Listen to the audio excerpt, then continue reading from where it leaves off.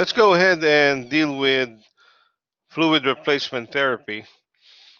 Now, when you are in an imbalance of fluid, this can be given through replenishing total body water and balancing blood volume and pressure. So we can shift the fluid from one compartment to the other. Now, another way of doing simplest is drinking water because it will replenish water coming in. But water doesn't have electrolytes, so you don't correct the electrolyte if there was any imbalance. Now, but for volume at least and pressure, we can use oral methods. Now, this is not the fastest though. Um, if the patient cannot take fluids by mouth or fast enough, then we can use enema. In enema, fluid is absorbed through the colon. Right? We can also use parenteral routes, which is fluid through blood vessels. Now, for example, if you go through the venous system, we call it intravenous, then you right away deliver the fluid. This is the fastest method, huh? And sometimes we use this if you have any burn incident, because in burn accidents, you have a large portion of the body exposed to the environment, which can easily dehydrate the patient. So this is a fast way of compensating. Sub-Q is also another method, although it's not right into the vessel. Intramuscular is another method, but it has to go through the process of being absorbed into the vessel. Now, another way of other notion to this is excessive blood loss is sometimes countered by normal saline.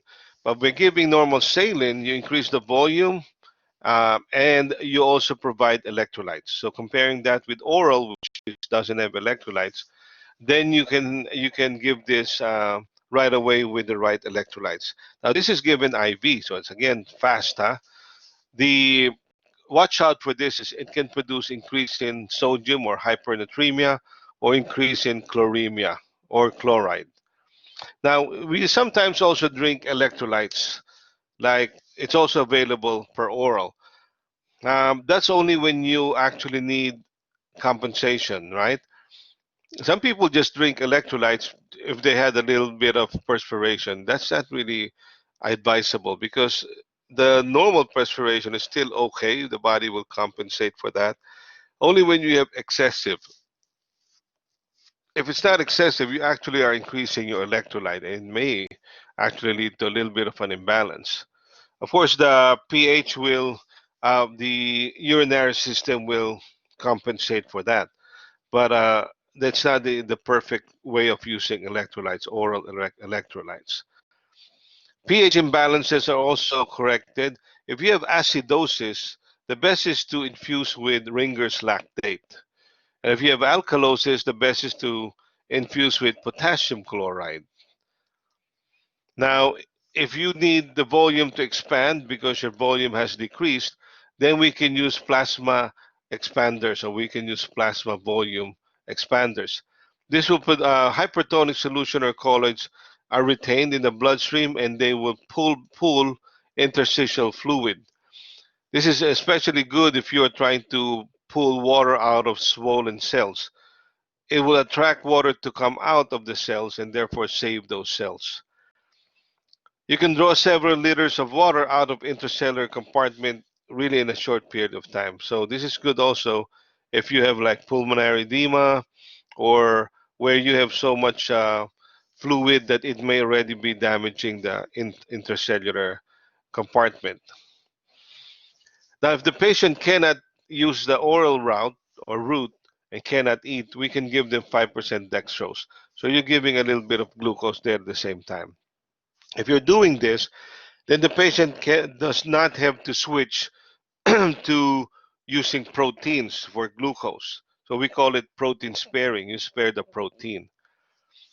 For this, then your 5% dextrose would save a lot of situations. Patients with renal insufficiency, meaning they are not 100% functional, the kidney usually brings out a lot of fluid if it needs to. Now, if you have a patient has a renal insufficiency, right at the beginning, we try not to give too much IV or too much fluid, because we know the kidney may not be as fast in compensating. And if it doesn't compensate fast enough, we'll end up with increase in volume and even hypotonicity. So we try to match with what the patient has. If it's a renal insufficiency, then we titrate or we even lessen the IV that we put in. All right, all this is fluid replacement, and you also should use your clinical eye. If you see the patient a little bit more like edematous, right, and sometimes even faces big, then you've got so much fluid inside, right? And then you and your doctor are going to find ways to get or bring it out. Now, if you have a patient who is uh, dry, you look at the skin. You pinch the skin turgor test. You pinch the skin and it doesn't go back fast enough. That means you're dehydrated, right? Huh?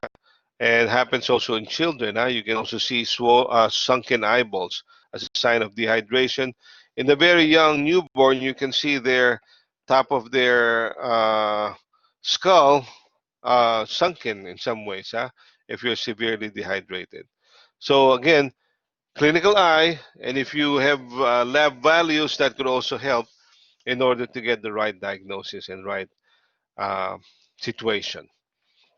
All right, that ends our discussion on WEAB, water electrolyte acid base balance.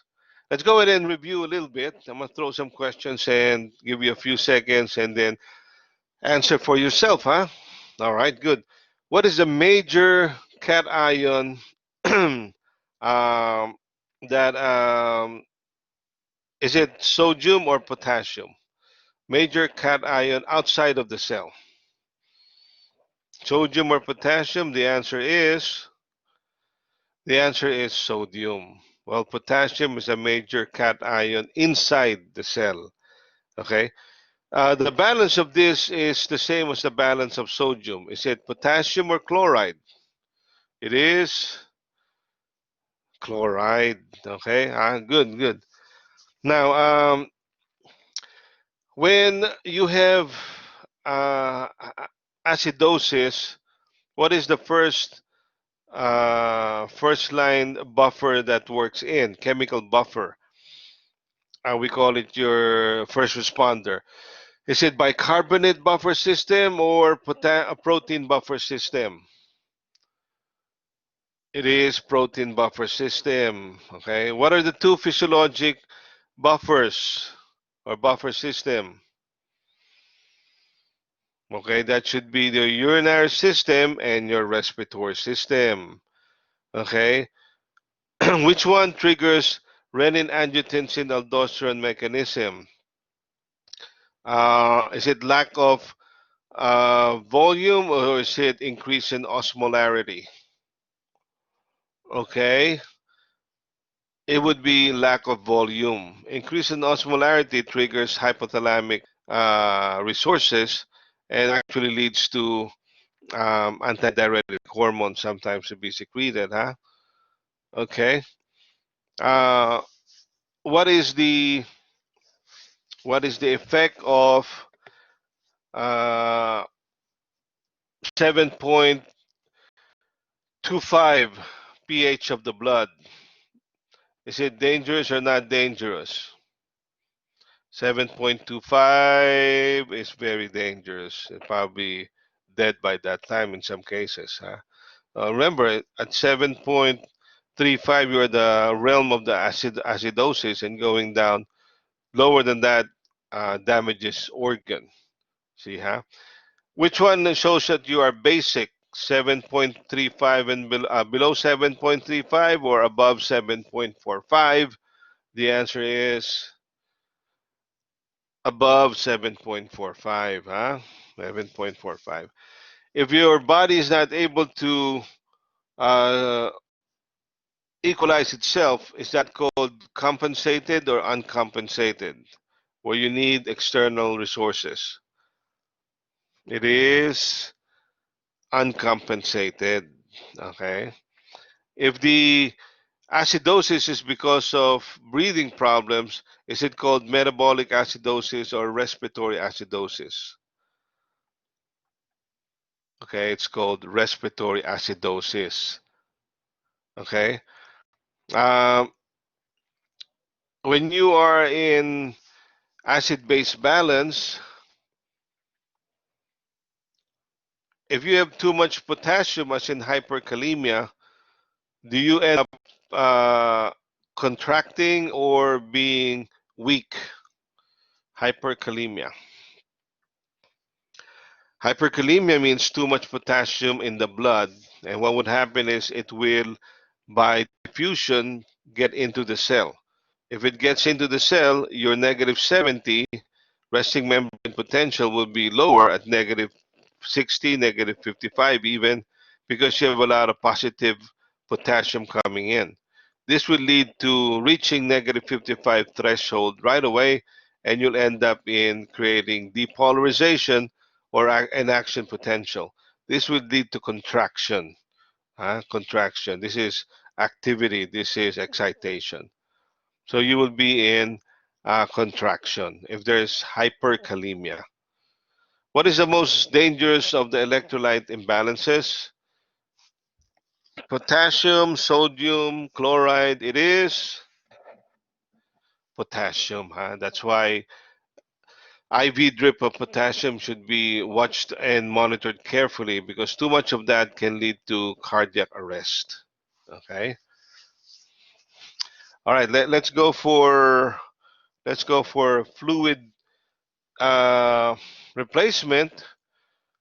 Lactated ringers is best for acidosis or alkalosis. Best for acidosis. Okay, best for acidosis. Which one is the faster compensation for fluid, through the mouth or through IV? Through IV. Okay. All right. And last question there. Uh, if you are, that's a good question. Okay. Acid base. Acid base. If you are in if you are using protein, okay, protein buffer system, and you are in acidosis, which means you have a lot of H ions, will it be the amino side group or the carboxyl side group that will work? Will it be the amino side group or the carboxyl side group? If you have a lot of H ions, as in acidosis, it will work with the amino group. The amino group will try to sequester or bind with any H ions, and therefore lessening the H ion activity. Right? That's how it will compensate for acidity. Okay. Last question, really last. Imagine again the bicarbonate buffer system, where CO2 plus water can result in carbonic acid, H2CO3, which can result in bicarbonate HCO3 and H ions. Okay, if you are in um, if you are in diabetic situations, okay, to begin with, are you increase or decrease in the H ions? If you are in a diabetic situation, are you increase or decrease in the H ions? You are increased, and that is the result of you trying to use other sources of glucose, which will lead you to producing ketone bodies. Ketone bodies leads to increase in H ions. Okay, so that's where the disease is. Remember, in acid-base balance, you want to know, are you in the disease process or are you compensating? Okay, so in this case, you are in the disease process still, huh? Okay. Having said that, now that you are um, in the disease process and you have a lot of H ions, okay? Last question is, considering the bicarbonate buffer system, Are you going towards the right of the equation or towards the left? Where the right is H ions and the left is CO2. The answer is, where would the body go to compensate? Yes, it will go to the left. So it will convert H ions, which you are high in. That's why you are in acidosis. Remember, H ions means a lot of means acidosis. Huh? H ions will be converted, will be unite or mixed with or combined with HCO3, which is your bicarbonate. It will go towards the left. Combining will produce H2CO3, carbonic acid, still going to the left. Carbonic acid will further break into CO2 plus H2O. Water can be exposed or used in the system, and CO2 will be expressed through the respiratory system.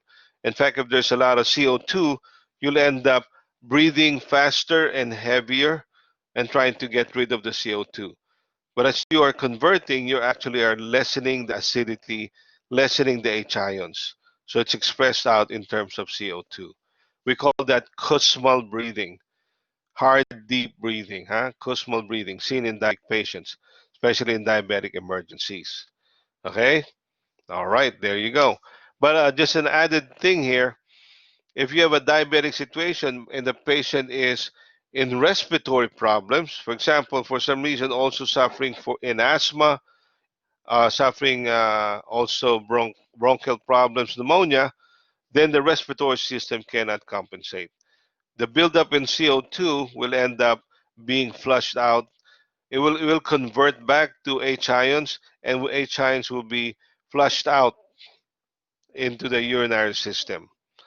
Aside from that, the other chemical buffers will kick in. Huh? Your protein buffers, your phosphate buffer system as well. That's in case the respiratory is in a disease situation and cannot compensate. All right, there you go. Huh? Read some more on this, and then it just takes a little bit more remembering, and you will be good at balancing this. Okay, I will be back tomorrow. We have a lecture on the digestive system. So our assignment is to illustrate any part of the digestive chapter, just one, and that will bring you closer to being related to tomorrow's lecture. Okay, good. Be safe, and we'll get together soon. Thank you.